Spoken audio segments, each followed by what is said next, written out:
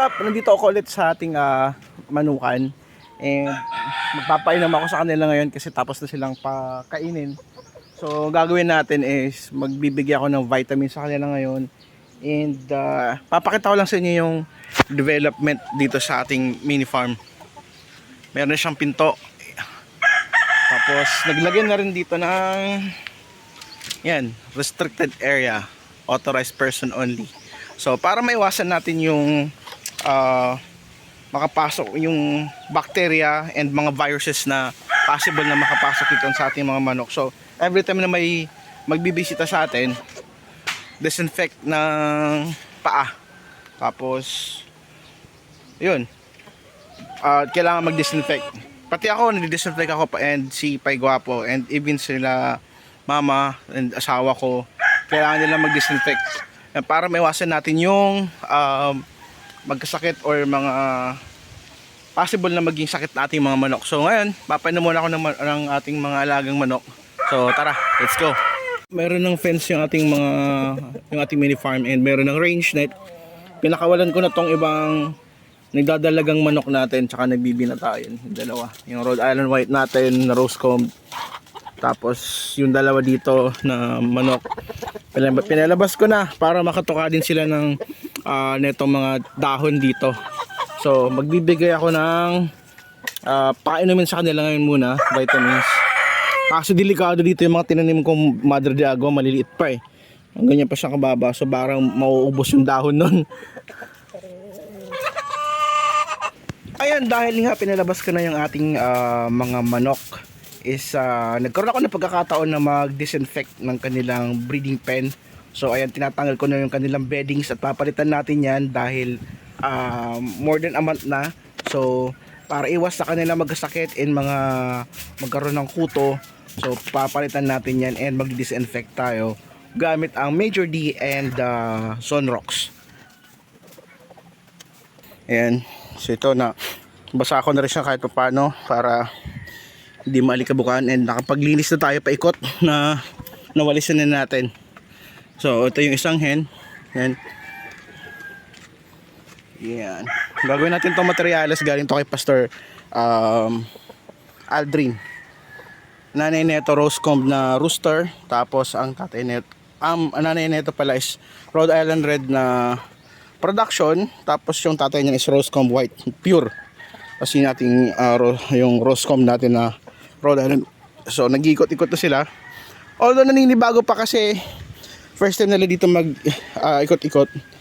And siguro saka siguro sila makakapunta dito dyan sa may mga damo na yan. Ayan. Nakapagbigay na rin ako sa kanila ng painumin.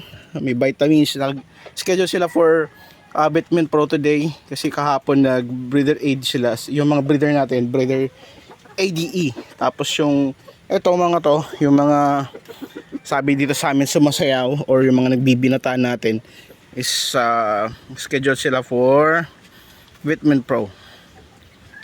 Araw-araw natin yung nililinisan yung mga painuman nila para siguradong malinis yung iniinom nilang tubig, iwas doon sa mga bacteria.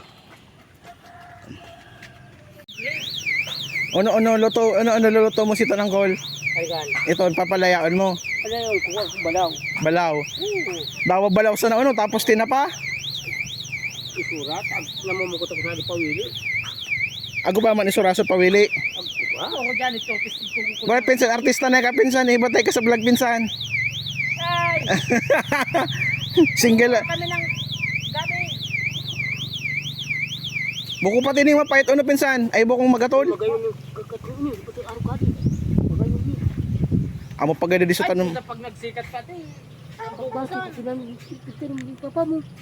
Amo si para tanom ni Papa. Istoryan ko naman si Diego. Buring anak ko Diego. Pero mo, kadali na ako Diego. Sasabihan ko pati. Cole.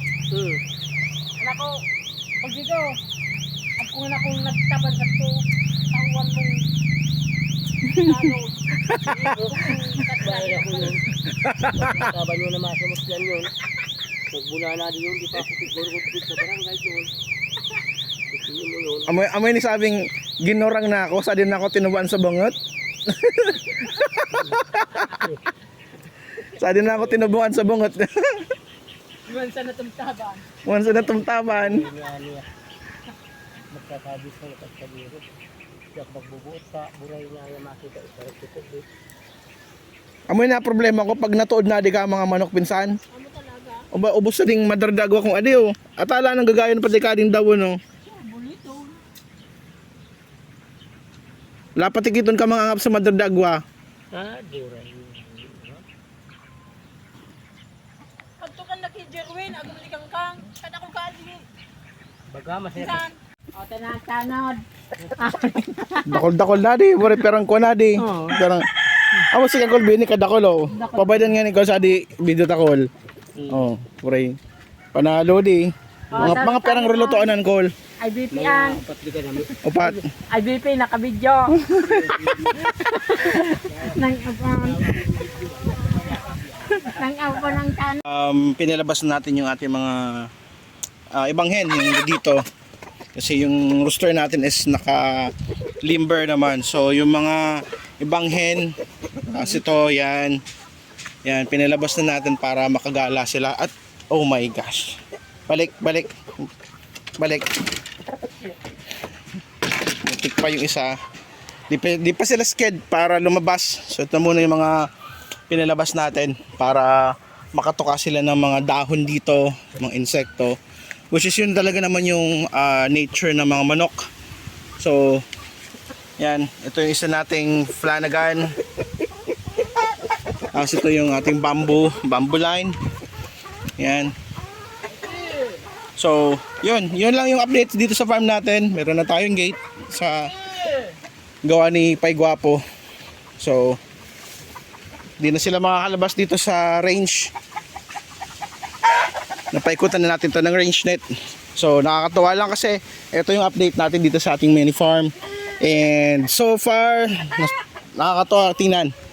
So at least meron tayong progress. At least yun nga 1% every day na pag-progress.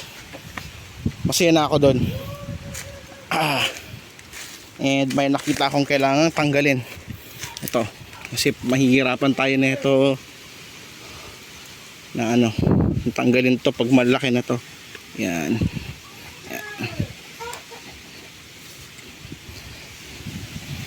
Ito yung ating Madre de Agua.